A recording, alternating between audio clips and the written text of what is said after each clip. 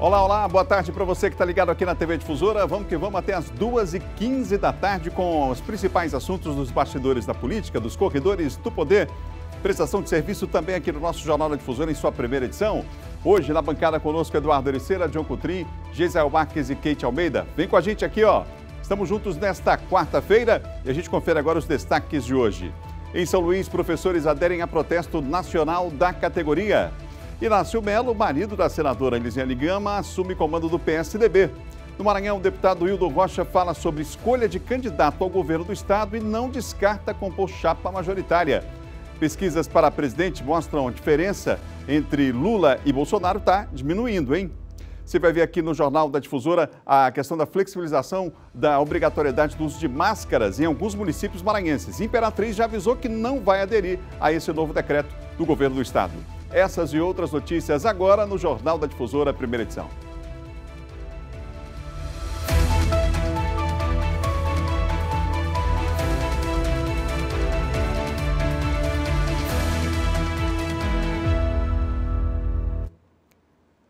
Que bom saber que você está com a gente, 1h mais 16 minutos. Vai mandando sua mensagem no nosso WhatsApp, você que participa do Maranhão inteiro. É o Maranhão inteiro de audiência, hein? No rádio, estamos juntos, na TV também, 989-9196-8622, para você mandar sua mensagem. E daqui a pouquinho a gente diz qual o bairro de São Luís que você está, qual a cidade do Maranhão que você acompanha a nossa programação. Notícia que acabou de ser divulgada agora, o senador Rodrigo Pacheco convidou a senadora Elisiane Gama para compor no Parlamento a Comissão de Transparência das Eleições, representando o Congresso Nacional e o Senado, as senadoras Elisiane Gama e Kátia Abreu. Daqui a pouquinho a gente tem mais informações sobre esse assunto também. 1h mais 17 minutos, você ligado aqui no Jornal da Difusora em sua primeira edição. E olha só, professores da rede estadual realizaram hoje mais um protesto no centro da capital maranhense, cobrando do governo do estado o reajuste de 33% da categoria. Com faixas nas mãos, centenas de professores percorreram as principais ruas do centro da capital.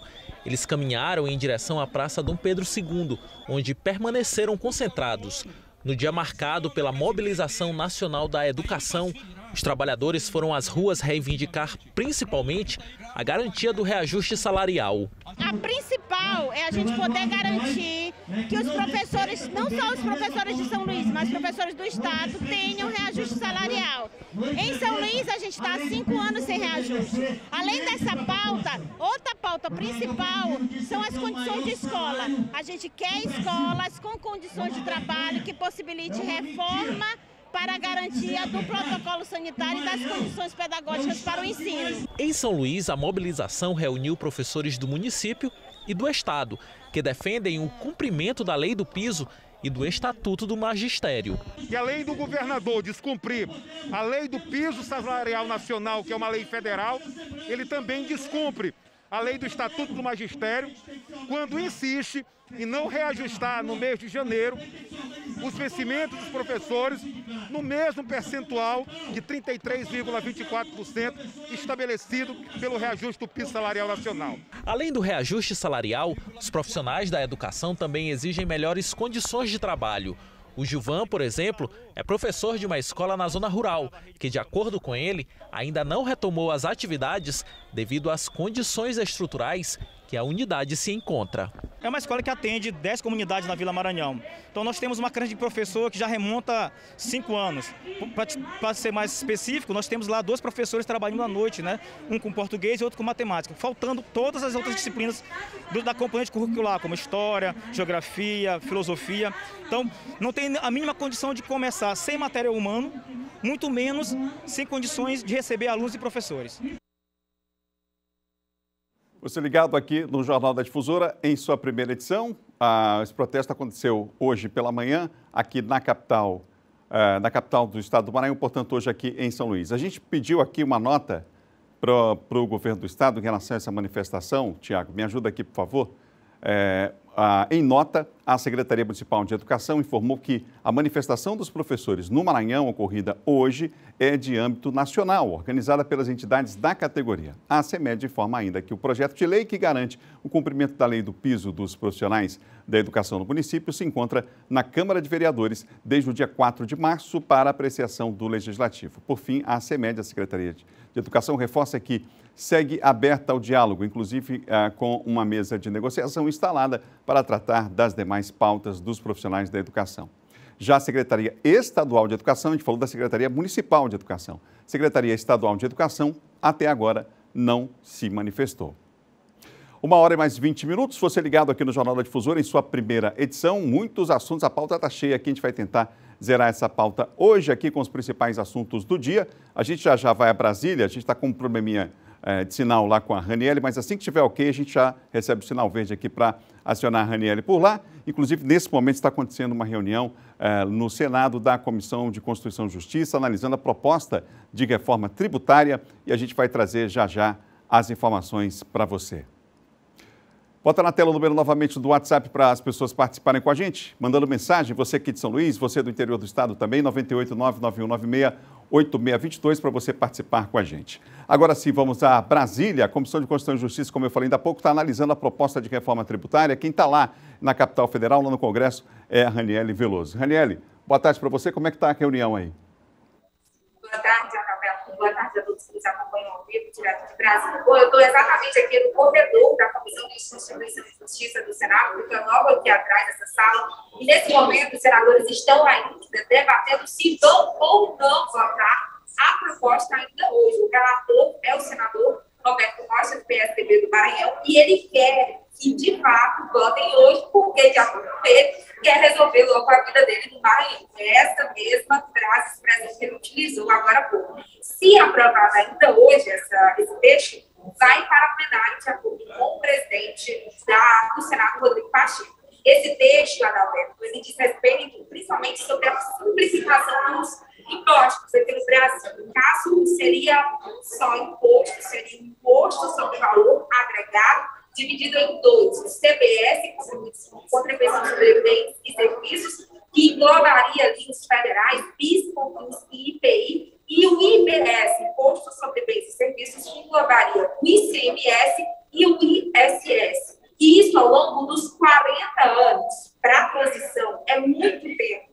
Para compensar os estados e municípios que devem perder receitas com essa simplificação, um fundo de desenvolvimento seria criado. Ainda há pedido de vista sobre o projeto, ou seja, mais tempo para análise, e quem está encabeçando isso nesse momento é a senadora Simone Tebet, do MDB do Mato Grosso do Sul. Vamos saber, daqui a pouco, em entrevista coletiva com o Roberto Rocha, se de fato ele vai conseguir colocar esse tema em votação, que é muito complexo. Raniele, você fez uma entrevista exclusiva ainda há pouco com o deputado Hildo Rocha, do MDB, né? E ele dá a opinião dele, por exemplo, de como que o partido deveria, né, qual é a metodologia, qual a forma que o partido deveria utilizar para a escolha do candidato ao governo do Estado, né? A gente está com um probleminha com o sinal com a Raniele, a gente vai tentar voltar com ela de Brasília assim que possível para trazer informações, porque o deputado Hildo Rocha deu a opinião dele sobre qual a forma que o partido deveria utilizar, né, para a escolha do candidato ao governo. Ele chegou, inclusive, a falar que não são os burocratas do partido que deveriam tomar essa decisão, mas os candidatos a deputado estadual, deputado federal, já que há uma definição aí da nominata. Agora sim, a Raniele está de volta com a gente. Raniele, fala para a gente dessa entrevista que você fez com o deputado Hildo Rocha.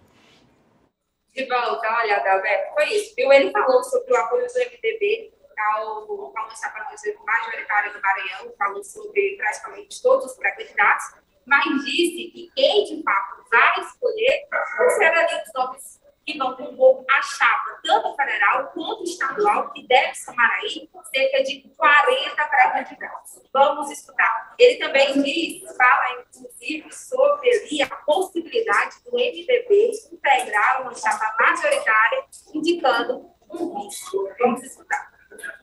Nós estamos esperando a composição do partido, a nossa nominata, como vai ficar a nossa nominata, para que a gente possa, dentro dessa nominata, trabalhar os membros da nominata, dos candidatos a deputados federais, dos candidatos a deputados estaduais, e saber o que pensa a maioria. Porque são eles, os candidatos a deputados federais e os candidatos a deputados estaduais, que vão estar na campanha. Não são os burocratas do partido. O que eu defendo é que, após a conclusão da nominata, nós teremos 19 candidatos a deputados federais.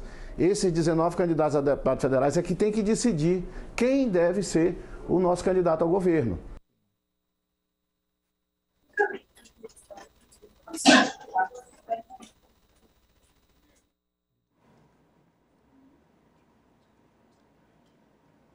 Raniele, você...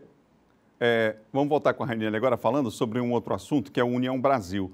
Nós estamos desde a semana passada aí tentando falar com o Pedro Lucas Fernandes sobre o posicionamento dele. Já colocamos aqui o Juscelino Filho, mas estamos tentando. Mas até agora não conseguimos. Mas parece que tem uma reunião importante hoje aí em Brasília sobre União Brasil, não é isso, Raniele? É isso, viu, Adalberto? Eu consegui falar rapidamente com o deputado Pedro Lucas Fernandes. Ele não quis gravar a entrevista, mas disse que hoje às 15 horas, ou seja, daqui a pouquinho, vai ter uma reunião importante na sede do União Brasil.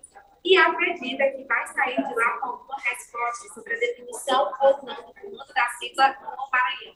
A expectativa dele é boa, apesar de que ele não quis dar muitos detalhes sobre essa negociação. Desde semana passada, eu trouxe aqui do deputado, a fala do deputado Juscelino Filho, que acredita que vai se ficar com o comando da sigla no Estado. E falando em outra informação aqui, Adalberto, você está vendo aqui uma movimentação atrás de mim, a sessão da Constituição e Justiça que votaria a reforma tributária foi adiada neste momento, ou seja, sem sucesso.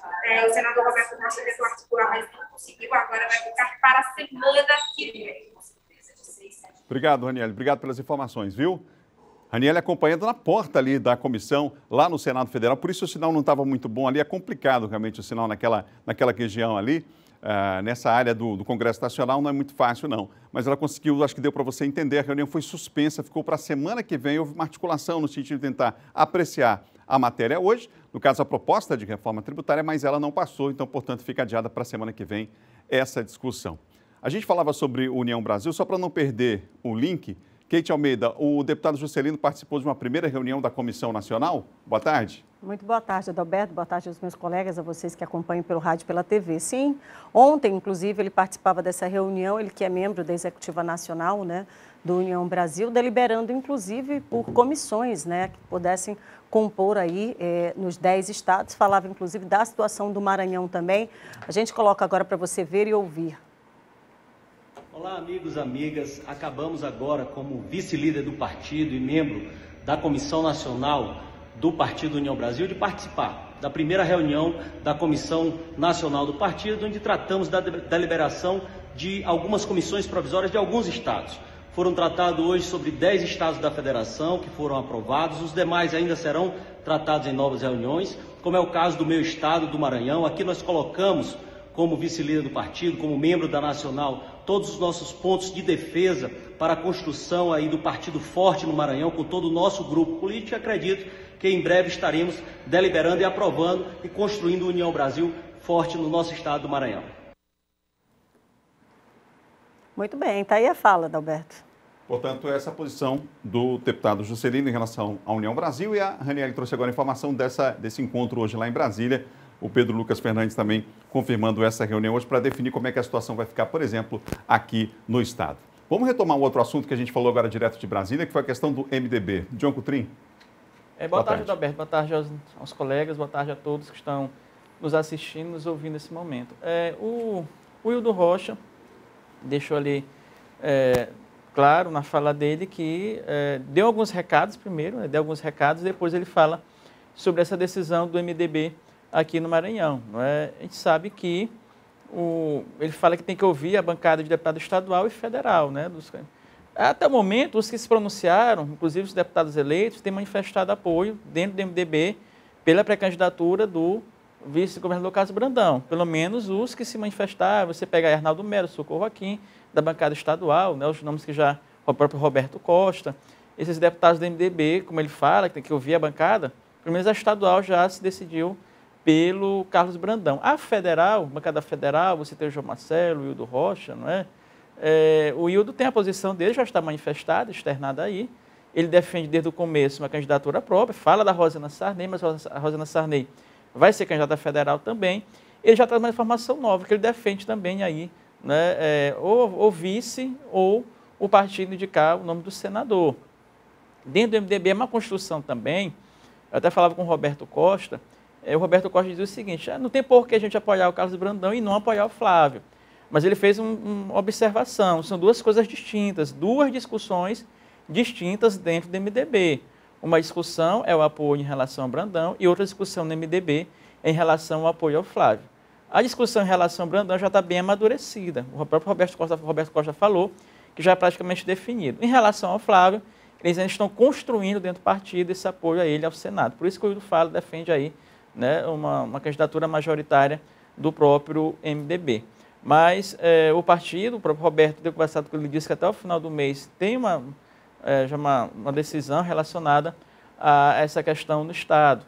O MDB já decidiu que não formará a federação, né? Então o partido tem até mais liberdade aí para definir seus candidatos. Adalberto, só rapidamente em relação a essa questão do MDB, a gente percebe em alguns partidos, por exemplo, a questão do PT, que tem algumas lideranças que estão apoiando um pré-candidato, outras lideranças que estão apoiando outro pré-candidato. Me parece que o MDB não tem duas vias, não. Parece que tem mais vias, né? Porque, por exemplo, o John trouxe aqui, a questão parece que na Assembleia Legislativa parece que está meio que definida aí em apoio ao vice-governador Carlos Brandão. Na Nacional também tem essa questão do MDB, mas o próprio Hildo trouxe que tem a questão das nominatas. Ele elencou, por exemplo, que deve ter 19 candidatos. Ele e João Marcelo são apenas 2. Quer dizer, sobram 17 nomes que aí vão decidir. E ainda ficam barganhando. Eu não acredito numa candidatura própria do MDB. Eles devem, mesmo que de forma rachada, mas devem apoiar aí os pré-candidatos que já são colocados aí, que devem concorrer ao governo do Estado. E tem a questão também meio que isolada da Rosana Sarney, né, que hoje em dia, claro, é uma grande liderança. A gente não pode descartar isso, é vice-governadora, que deve concorrer a deputado federal. Então a gente percebe um racha muito grande hoje do MDB aqui no estado do Maranhão, mas tem que esperar aí para analisar as cenas dos próximos capítulos. Aproveitar para dar boa tarde para o Gesael Max, já puxar esse assunto, já que a gente falou aqui, inclusive, que o MDB falou que, se havendo condição, teria participação numa chapa majoritária, como vice ou como senador. A gente vai, Gesael, eu queria que você trouxesse aqui um assunto, porque os aliados do Everton já falam de uma possibilidade de um senador próprio na chapa. Pois é, olha, essa não é uma questão fechada e acho que nem houve assim uma pauta disso colocada em discussão, mas o que se vê são movimentos em torno dos apoiadores, dos aliados do Everton Rocha, no sentido de que ele deveria se afastar mais da candidatura ao Senado do governador Flávio Dino. Isso é uma coisa que depende muito de uma questão pessoal, inclusive do Everton, até pela relação que construiu com o governador ao longo do tempo, mas alguns aliados têm defendido, por exemplo, que o Everton Rocha tenha em sua chapa, na disputa ao Senado, por exemplo, o Roberto Rocha. Mas como o Roberto Rocha? É que o senador Roberto Rocha, até o momento, sequer se posicionou acerca de qual é o cargo que ele vai disputar e ainda assim mantém 2 dígitos. E o que alguns analistas, algumas pessoas em torno do senador acreditam? É que ele poderia agregar à chapa, inclusive, um eleitorado muito mais centro-direita. E aí, que estaria disposto a votar no senador e no governador na mesma chapa. Entretanto, para que isso pudesse acontecer, o Everton teria que se afastar dessa candidatura do governador Flávio Dino. O que tem dito até o instante, até o momento, é que ele mantém uma relação e, inclusive, a intenção de apoio ao governador Flávio Dino ao Senado. Agora, daí, Adalberto, queridos colegas, podem até me ajudar nessa análise, decorre uma outra questão. Até um instante, o Flávio ele tem tido um voo em céu de brigadeiro no que diz respeito à pré-candidatura ao Senado. A partir do instante que se posicionar uma candidatura como a do Roberto Rocha, com 2 dígitos e com a capacidade de embate e de se contrapor ao Flávio Dino, talvez esse céu não seja tão de brigadeiro assim. E ainda tem uma outra questão que vem se falando, é de uma outra candidatura mais à esquerda que poderia se tornar competitiva ou, no mínimo, com coragem para o embate no mesmo campo da esquerda com o governador Flávio Dino e pudesse vir a atrapalhar ou a tirar um pouco de votos na corrida para o Senado do governador. Mas fato é que o próprio senador Everton Rocha não se manifestou, tem mantido a posição de intenção de apoio à candidatura do senador, a senador do Flávio Dino, mas já é forte o movimento em torno de candidatura própria ao Senado na chapa do governador, na chapa de governo do Everton Rocha. Até porque a leitura que eles fazem é, se o Flávio não tem feito não tem dado nenhum sinal de apoio, de arrefecimento, ao contrário, tem ido para a guerra de forma muito incisiva, não haveria razão para que o Everton, então, mantivesse essa posição daqui para lá. Se de lá para cá não está havendo isso. Adalberto, só rapidamente, eu não colocaria nem só a situação do Roberto Rocha, claro, do Roberto Rocha também, que pode concorrer aí à reeleição ao Senado, mas também colocaria até a composição também de toda a chapa. Se aguarda, por exemplo, o apoio de outros partidos, isso aqui a Kate até trouxe nessa semana já, por exemplo, tem a situação do PSD, que tem um pré-candidato, mas ninguém ainda não se lançou ao Senado, pode ser até que possa compor aí com o senador Everton. Tem também a situação do Podemos, que pode entrar também com o senador Everton. Tem outros partidos aí que podem se somar e podem surgir, claro, essa candidatura ao Senado pela chapa aí do pré-candidato ao governo do Estado, o senador Everton, claro, dependendo dessa composição que deve se formar ainda.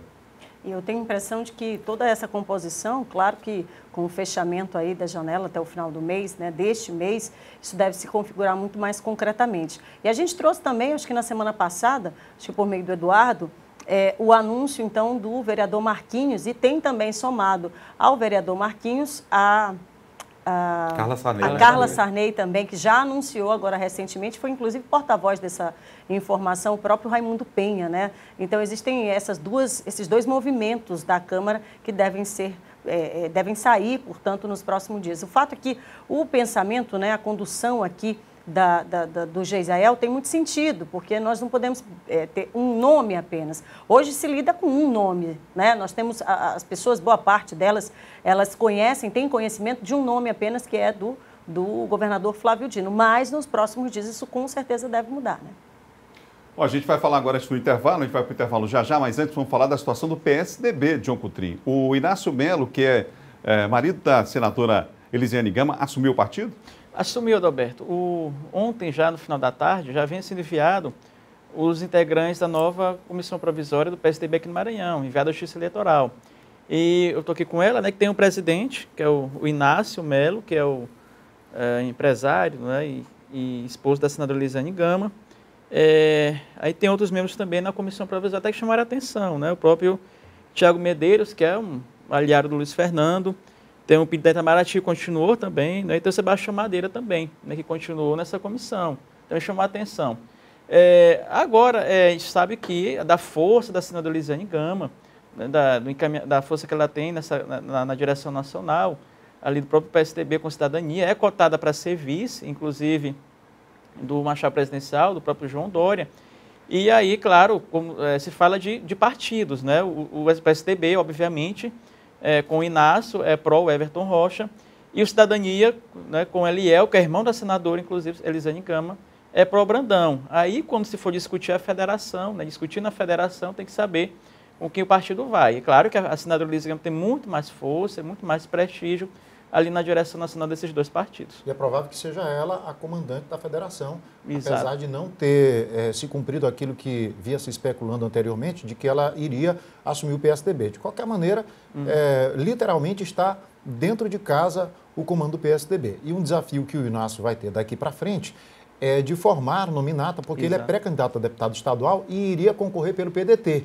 Né? No entanto, agora o desafio dele é construir uma nominata para que ele mesmo possa disputar a candidatura a estadual. Coloca a foto do Inácio aí, por favor, meu querido Tiago, na tela, porque eu só queria que o Inácio me desse uma dica, né? De como ficar assim, não, é a cor da tinta para o cabelo, porque eu tenho visto aqui a minha imagem na televisão e eu estou com alguns cabelinhos brancos a mais, eu queria essa dica aí do Inácio. Olha, só para complementar aqui o que o Geisel está falando... Sobre o cabelo, não? Não, sobre o cabelo não, né? Mas sobre essa conta aí, que para muita gente está sendo difícil ser feita, você ainda vai ouvir muito, assim, essa pulada de partido, né? A gente tem colocado aqui alguns nomes e isso até o final do mês deve ser constante, porque a conta não está batendo muito bem, não. E agora é um salve-se quem puder, né? Mais ou menos isso. Além da federação, tem também um desafio do Inácio da questão do próprio PSDB, né? O PSDB é um partido muito forte, mas perdeu muita força nacionalmente. Aqui no estado do Maranhão não foi diferente. Eu imagino que vai ter esse trabalho também de formiguinha do próprio Inácio agora, de nominata, né? De formar um partido forte. Ele é pré-candidato, claro, a deputado estadual, mas também devem surgir outros nomes no próprio PSDB, que é um partido que perdeu muita força nos últimos anos, e aqui no estado do Maranhão não foi diferente. É um partido muito forte. É verdade. 1h mais 39 minutos, agora sim a gente vai para o intervalo. Depois do intervalo vamos continuar falando aqui dos assuntos dos bastidores da política. A senadora Elisiane Gama foi convidada a fazer parte, indicada, né, pelo presidente do Senado, a fazer parte da Comissão de Transparência das Eleições. A gente vai falar também do Agir 36, vamos falar dos deputados faltosos, campeões de falta lá em Brasília. Daqui a pouquinho tem 2 maranhenses do top 5 aí dos faltosos, viu? E ainda o governo do estado flexibiliza a obrigatoriedade do uso de máscara em alguns municípios. Tudo isso já depois do intervalo, a gente volta já.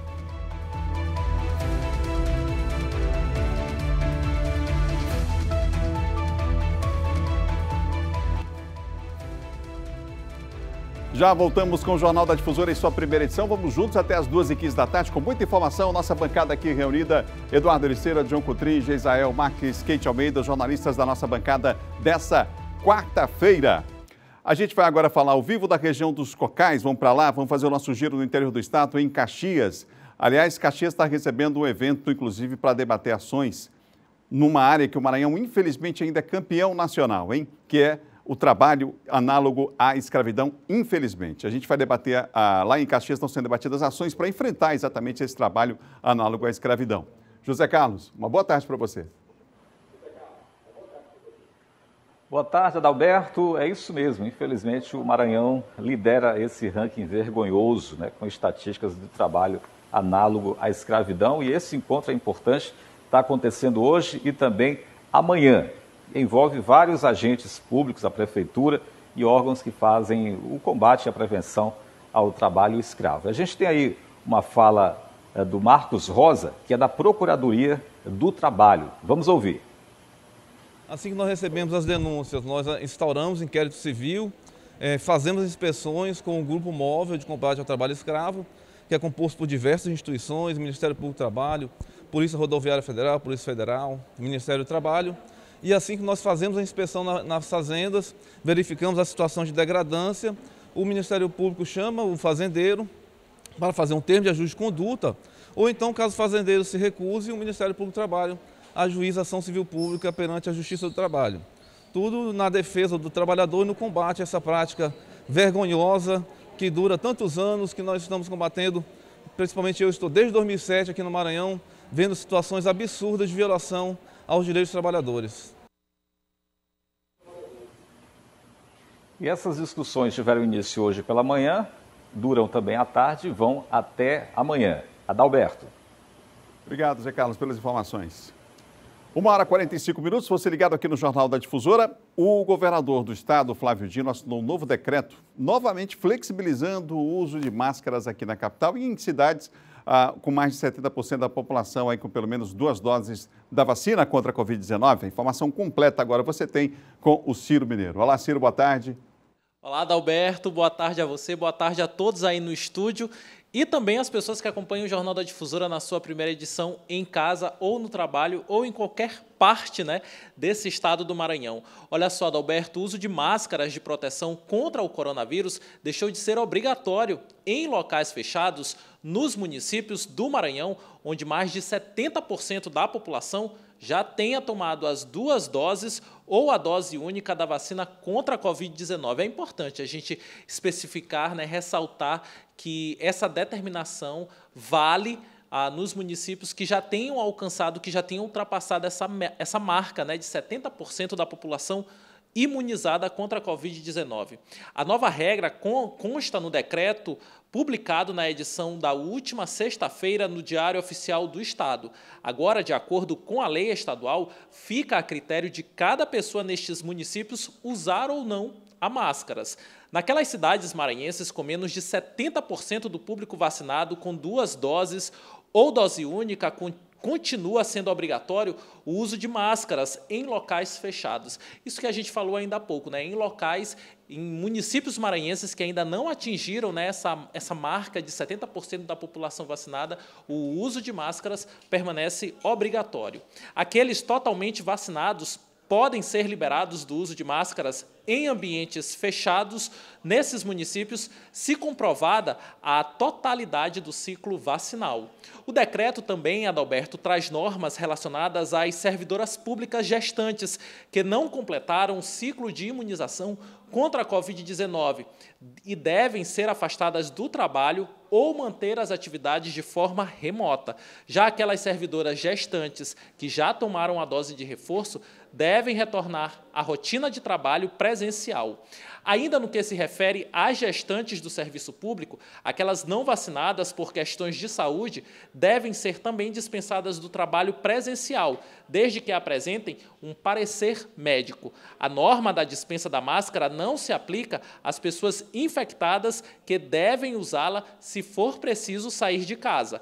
Em ambientes abertos, o uso de máscara já não era mais obrigatório no Maranhão. E é importante a gente destacar, Adalberto, que desde ontem eu já apareço aqui nas minhas participações do Jornal da Difusora, primeira edição, sem a máscara. Eu mantenho aqui uma distância de pouco mais de 1 metro do meu repórter cinematográfico Vanderlei Ramos, né, uma distância segura.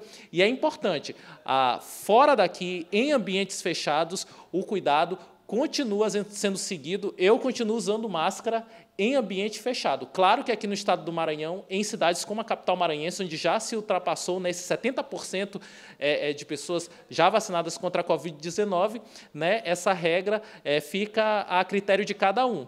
Mas é importante, acima de tudo, a gente continuar se cuidando, né, Adalberto? Voltamos com você aí no estúdio. Bem lembrado, Ciro. Obrigado pelas informações. Tá o nosso Ciro Mineiro falando ao vivo aqui de São Luís, falamos de Caxias também.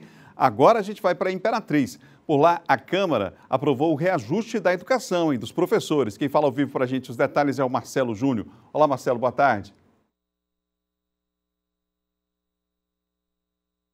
Boa tarde para você, Adalberto. Boa tarde para quem acompanha o Jornal da Difusora na TV e também no rádio. Pois é, uma boa notícia, a Câmara de Vereadores aqui de Imperatriz aprovou o projeto de lei que concede reajuste aos profissionais da educação imperatrizense. O projeto de lei foi enviado pela Prefeitura e passou pelas comissões até chegar ao plenário e ser aprovado por unanimidade. Agora, o prefeito Assis Ramos vai sancionar esse reajuste. Quem falou sobre este assunto com a gente foi a vereadora Cláudia Batista, que é presidente da Comissão de Educação aqui da Câmara de Vereadores. Nas discussões trazidas à Câmara Municipal, um assunto muito debatido foi o reajuste dos servidores da educação. Por conta do piso nacional, todos os municípios também precisam estabelecer dentro do município. O nosso município está de parabéns. Saímos na frente com o diálogo entre o secretário de Educação e também o sindicato. Além do piso nacional, foi concedido mais 10% aos servidores da educação, entre outros benefícios também que foram acrescidos, né? Como os vigias, que receberam 30% por conta da periculosidade, também nos vale alimentação. Eu, como presidente da Comissão de Educação na Câmara Municipal aqui do nosso município Imperatriz, me sinto contemplada em poder valorizar essa classe que verdadeiramente faz toda a diferença na vida de todos nós. Os professores e todos nós estamos de parabéns, porque esse reajuste é mais do que válido e merecido. Parabéns a todos os professores.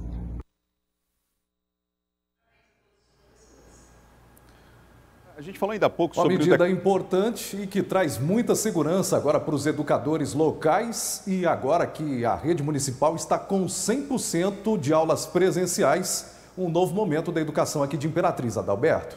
Verdade, Marcelo. Agora, ainda há pouco, a gente falou sobre o decreto do Estado quanto ao uso de máscaras. Já há um posicionamento aí em Imperatriz sobre essa questão, no caso da Prefeitura?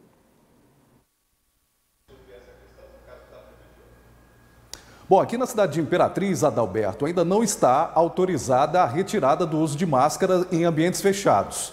Essa liberação ela só ocorre em ambientes abertos. O decreto municipal que está em vigor, inclusive é o decreto de número 30, tem a tutela da Justiça, motivada aí por uma ação civil do Ministério Público, que pede, inclusive, cautela nas medidas de flexibilizações sanitárias da Covid-19. Então, o decreto imperatrizense segue válido até o dia 30 de março, e somente a partir daí, e também avaliando o cenário pandêmico, os indicadores, é que vai sair essa decisão de liberação ou não do uso de máscaras em ambientes fechados aqui na segunda maior cidade do estado do Maranhão.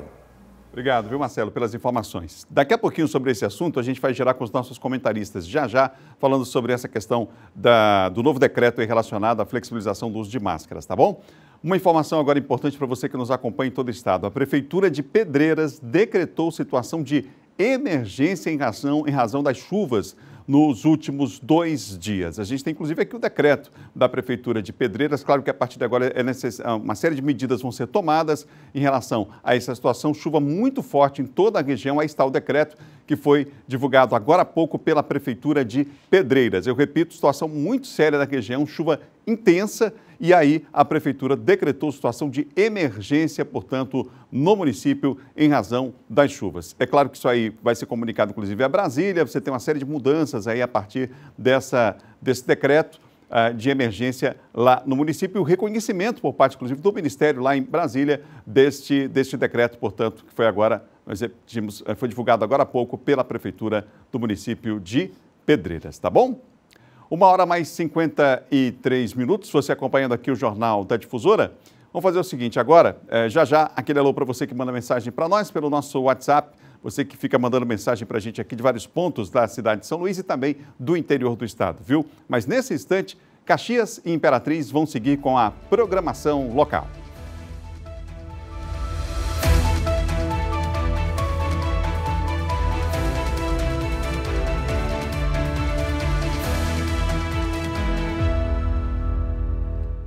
Vamos falar sobre esse decreto aí novo em relação à flexibilização do uso de máscaras. Kate, Gesael, enfim, os colegas, vamos lá, antes do intervalo?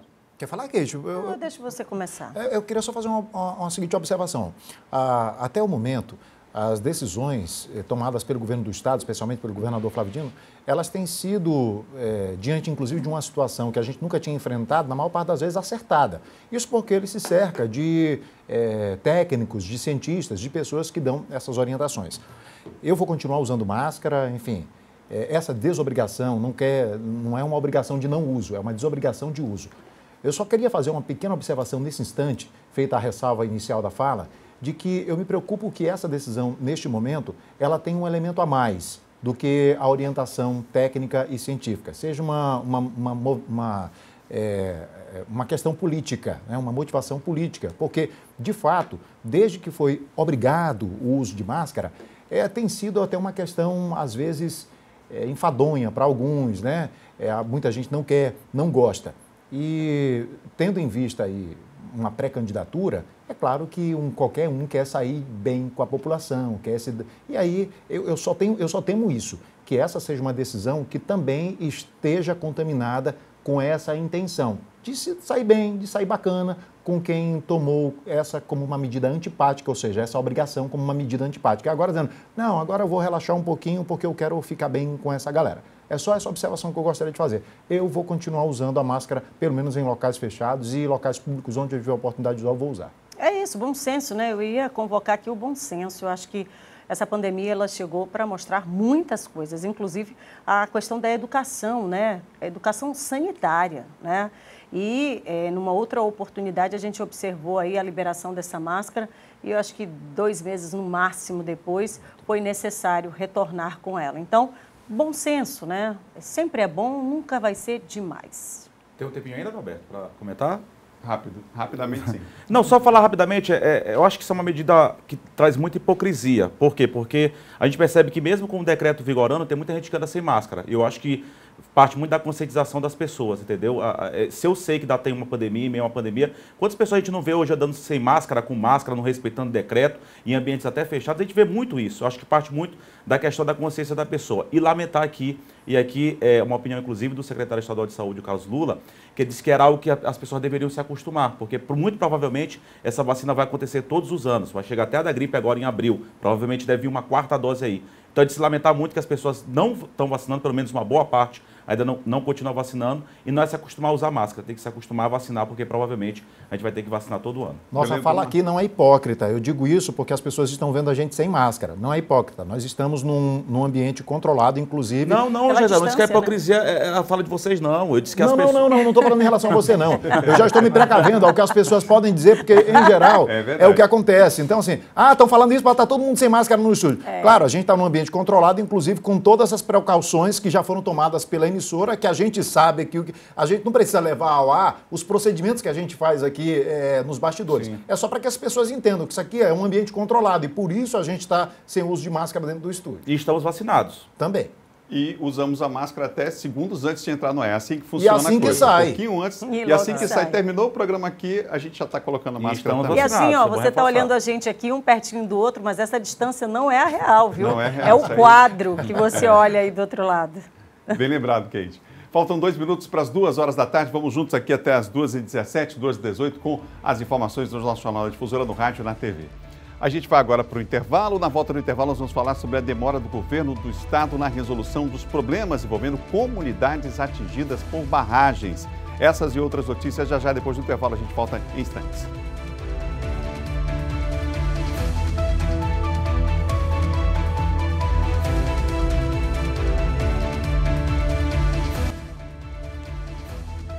Duas horas e mais 1 minuto aqui, o Jornal da Difusora em sua primeira edição.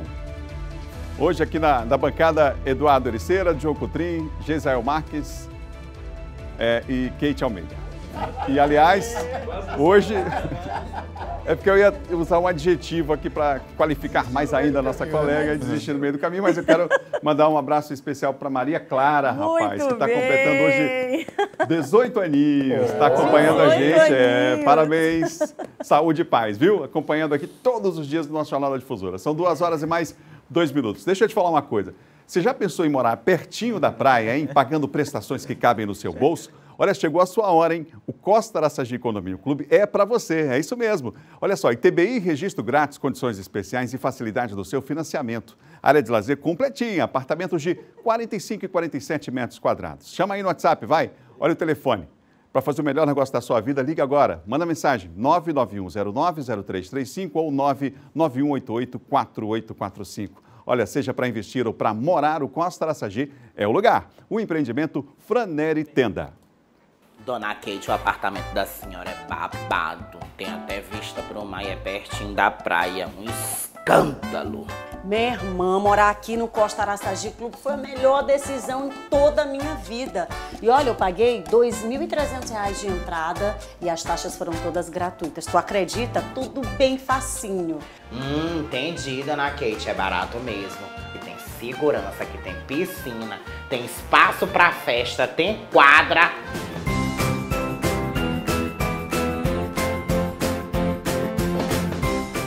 Seja para investir ou morar, o Costa Araçagi Clube é o lugar. Ô, vizinha! Dona Kate, agora nós somos vizinhas. Menina! Eu apliquei os meus investimentos no Costa Araçagi Condomínio Clube e realizei o meu sonho. Costa Araçagi é pra você. O empreendimento Franeri Tenda. 2 horas mais 3 minutos, você ligado aqui no Jornal da Difusora, no rádio e também na TV. Olha só. A demora do governo do estado na resolução dos problemas envolvendo comunidades atingidas por barragens levou dezenas de pessoas a ocuparem a sede da Secretaria de Meio Ambiente aqui na capital. Eles reivindicam medidas contra as empresas que, segundo eles, vêm causando uma série de crimes ambientais. O caso foi debatido em uma audiência na Assembleia Legislativa. Representantes da comunidade Aurizona, no município de Godofredo Viana, vieram cobrar respostas para problemas enfrentados após o rompimento de uma barragem mineradora na região. Eu espero que essa reunião de hoje venha favorecer a gente nessa luta por conta da nossa água. E muitos outros problemas, né, que vem acontecendo, tipo agora o desvio da nossa estrada. O desvio da nossa estrada que a gente não aceita, por conta que essa estrada é nossa e simplesmente agora a mineração Aurizona quer nos tomar essa estrada fazendo outro desvio para a gente. E a gente simplesmente não aceita. Além de prejuízos no abastecimento de água potável, a região também passou a ter problemas com a pesca e a degradação da floresta nativa. A Justiça Federal concedeu liminar em dezembro do ano passado, determinando que a mineração Aurizona adote medidas de segurança em suas instalações e que a Secretaria de Meio Ambiente do Governo do Estado fiscalize. Além disso, a Secretaria deve revisar as estruturas e analisar os planos apresentados. A decisão constatou omissão da Secretaria Estadual de Meio Ambiente ao conceder uso da região sem identificar como barragem. A gente vive sem ter direito de lutar, a gente vive humilhado pela mineração, passando por várias situações por conta da mineração. Muitos pais de família ainda desempregados, não tem de onde tirar seu alimento, porque a mineração até nessa parte, ela influencia tirando esse direito, porque muitos pais tiravam o caranguejo, açaí, e hoje não tem esse direito, porque a mineração não deixa. Em caso de descumprimento das decisões, a multa diária é de R$ 25 mil. Quem vive na região também reclama que os relatos nem sempre são ouvidos. As barragens estão todas, não tem segurança. De qualquer momento pode acontecer um acidente. Situação gravíssima, não é? Em nota, a mineradora Aurizona alegou que o sistema de abastecimento de água na localidade, composto pela estação de tratamento de água e pela rede de distribuição, encontra-se em plena operação e fornecendo água potável para toda a comunidade local. O governo do Maranhão disse que uma reunião ocorrida na manhã de terça-feira com o movimento dos atingidos pelas barragens ficou definida nessa reunião a criação de uma agenda de trabalho para atendimento das demandas levantadas pelos moradores do povoado de Aurizona. Kate Almeida. Eu emito o mesmo pensamento que eu fiz hoje pela manhã no Bom Dia Maranhão, né? Então, por que a comunidade está reivindicando, pelo menos, a água potável? Porque desde o ano passado, quando desse problema seríssimo da barragem, eles ficaram sem água, gente. A gente está falando de água, né, que é um elemento extremamente necessário e básico. Então, nem falando aqui dos outros problemas que são igualmente importantes. E aí, mostrada na reportagem, a insegurança dessas comunidades. São dezenas de famílias que estão nessa situação desde o ano passado e que sequer, com uma decisão da Justiça Federal, foi dado algum tipo de manutenção a eles, né? Então, é recorrente e eles fizeram esse ato exatamente para chamar a atenção e buscar de uma vez por todas, né, a efetivação desses direitos que, eu repito, são básicos, né, a água, por exemplo. Eu queria chamar a atenção aqui para um comentário muito senso comum e, na verdade, muito clichê, que sempre se utiliza. Por que o político não usa o hospital público, já que ele diz que é de boa qualidade? Por que não usa a escola pública, não põe isso? Então, eu queria fazer um apelo aqui ao pessoal da empresa aí da mineral. Passa lá um mês, pai, bebendo água de lá. Passa lá uns 2 meses sobrevivendo lá junto com todo mundo. Não tá bom? Não tá bacana? Vamos pra lá. Fica lá com eles, manda as imagens pra gente mostrar aqui na televisão. Então manda a água, viu, gente? Usando a água. Ou então vá lá, abasteça lá um vasilhame e leva pra sua casa pra você beber a água. Aí mostra pra gente, tá aqui, essa água aqui é lá, entendeu? Faz isso, já que tá beleza, tá bacana, faz isso lá. E o próprio morador falou da degradação ambiental, né? Da vegetação, da degradação ambiental, que a empresa está fazendo na localidade, foi uma denúncia feita pelo morador. Ou seja, o que provoca ainda mais a Secretaria de Meio Ambiente a estar presente e fiscalizar isso, não é? Dessa comunidade. Então é necessário, como o próprio Jesus falou, a Kate, que haja aí uma mobilização por parte das autoridades, principalmente pela SEMA, para que, muitas das vezes pensando, por que dá uma licença, né? Às vezes, acho que chega lá e vai dar licença, e sabe que tem essa questão de farra de licenças, não é? Ambientais. Mas é necessário, não estou dizendo que sou contra, mas é necessário que haja um critério maior. John, eu tenho muita dúvida, John, em relação... Eu tenho muita dúvida em relação a que lado está a Secretaria de Meio Ambiente.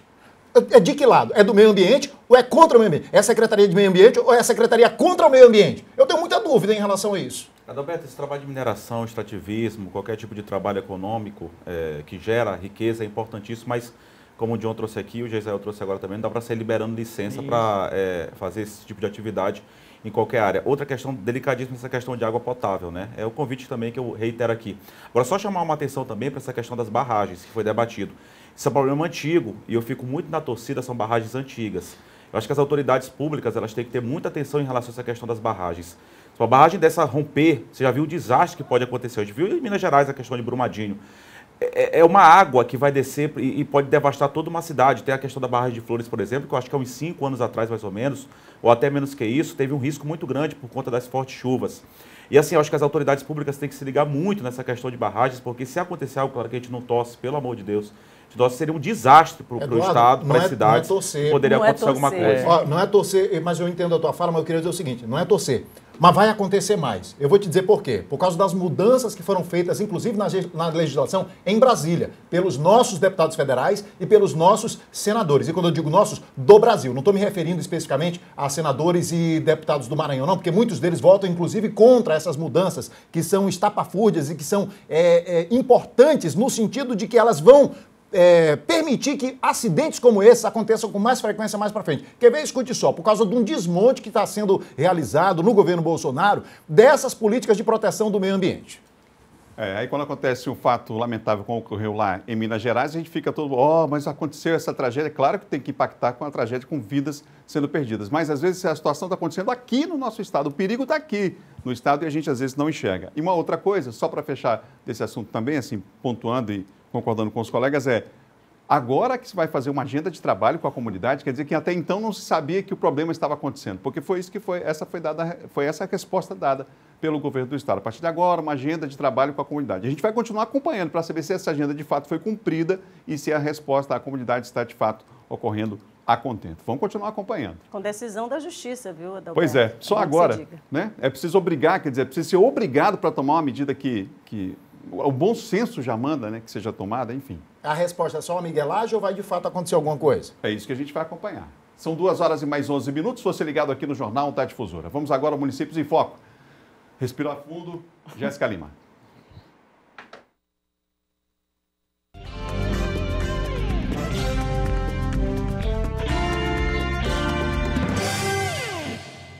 Olá, boa tarde. A Prefeitura de Afonso Cunha, por meio da Secretaria Municipal de Assistência Social e Segurança Alimentar, deu início às ações do programa CAD Único em seu lar.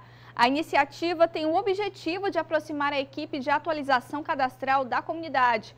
O foco do prefeito Arquimedes Bacelar e também da secretária de Assistência Social e Segurança Alimentar, Júlia Rodrigues, é evitar que famílias percam seus benefícios sociais por atraso na atualização dos dados cadastrais e conhecer ainda mais a realidade das famílias assistidas. Na primeira etapa, a ação aconteceu na Escola do Povoado São Francisco do Braga e beneficiou moradores dos povoados Ingá, Jiboia, Vila Maria e São Silvestre. Esse foi o destaque do Municípios em Foco. Até a próxima edição.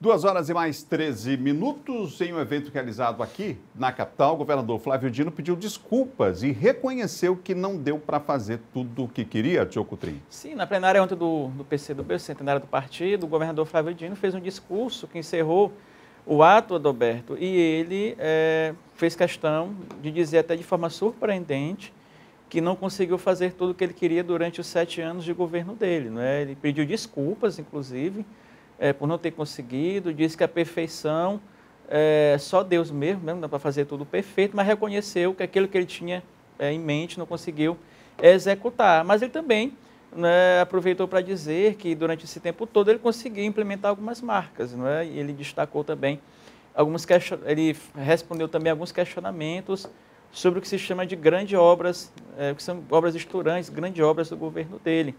E ele alega o seguinte, que grandes obras, na visão e na avaliação do governador, Adalberto, são a escola digna, né, o asfaltamento, a entrega de praças, não é? Que mudam, que ajuda aquela pessoa que mora no interior do estado, que tem condições de muita dificuldade. Nós temos um trechinho desse vídeo aí, vamos acompanhar aqui o que o governador falou. Vamos ver e ouvir.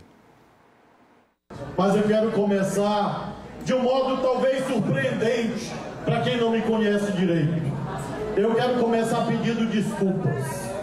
Eu quero começar pedindo desculpas por tudo aquilo que nós não conseguimos fazer em 7 anos. Deus sabe o tanto que eu me entreguei a esse governo. Vocês sabem, a Dani sabe, que de toda a minha carreira profissional, de todas as vitórias que, graças a Deus, eu tive. Em todos os momentos, eu enxergava como uma preparação para o momento que eu teria a honra de governar o meu estado. 7 anos, Kate. Pedi desculpa do governador. 7 anos, né? É isso, né? Ele disse que não...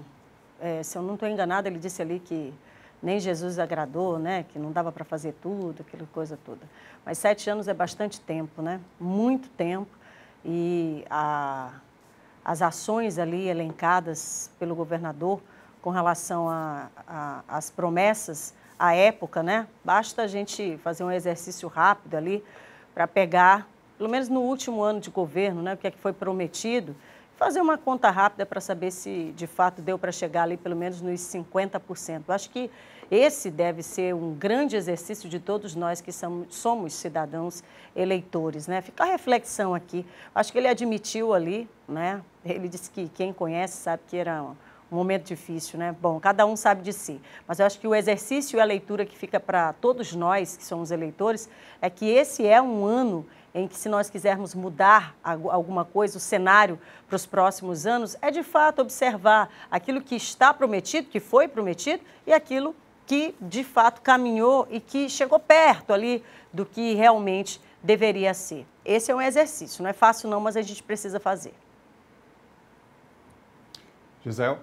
Gostaria de falar assim, porque até eu falei alguns dias atrás aqui que ninguém pode dizer que o governo Flávio Dino foi desastroso, ninguém pode dizer que o governo Flávio Dino foi perfeito.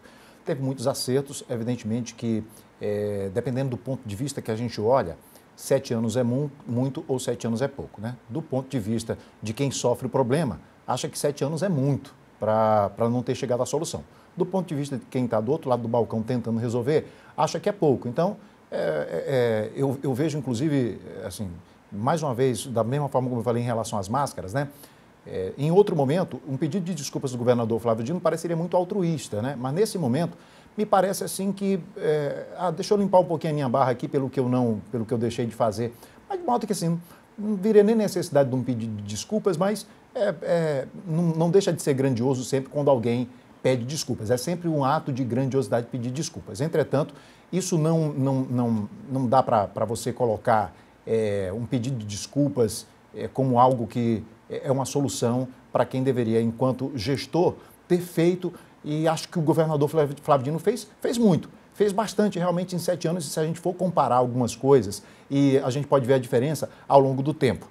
Agora, conseguiu fazer tudo o que gostaria? Não conseguiu, e ele admite e pede desculpas em relação a isso. Você ligado aqui no Jornal da Difusora em sua primeira edição. A gente encerra hoje mandando um alô, dá tempo rapidinho para um alôzinho? Enquanto a gente vai saindo aqui, vão tirando a gente aqui da tela, Eduardo?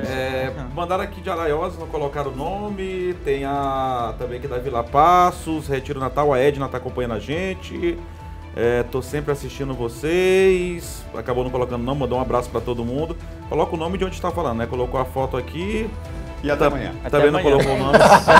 Ninguém colocou o nome hoje, já tirou foto e mandou um abraço. Até amanhã. Valeu, pessoal. Até amanhã a gente volta. Tchau, tchau. Ótima quarta-feira a todos.